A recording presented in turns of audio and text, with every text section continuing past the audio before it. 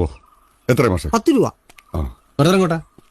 ചായയുടെ കാശ് കൊടുക്കാൻ വേണ്ട, ഞാൻ കൊടുത്തോളാം. കുഴപ്പമില്ല, ഞാൻ കൊടുത്തോളാം. ചായ കുടിക്കണമെന്ന് പറഞ്ഞാൽ ഞാൻ കൊടുത്തോളാം കാശ്. എന്നാലേ ചായക്ക് ഓർഡർ കൊടുത്ത് ഞാൻ കൊടുത്തോളാം. വെറുതെ പ്രശ്നം ഉണ്ടാക്കില്ല. വെറുതെ പ്രശ്നം ഉണ്ടാക്കണം. ഇതെന്റെ അപമാനത്തിന്റെ പ്രശ്നമാണ്. അതെ, അപമാനത്തിന്റെ അല്ല, അഭിമാനത്തിന്റെ. അത് പറയണ്ട. ഞങ്ങള് ബ്രദേഴ്സ് തമ്മിലുള്ള പ്രശ്നത്തിൽ താൻ ഇടപെടണ്ട കേട്ടോ. എന്താ ബ്രദറിന് കാശ് കൊടുക്കണോ? ബ്രദറിന്റെ വാശിയല്ലേ, കൊടുത്തു. ബ്രദറിന് വിഷമായോ? ഏയ്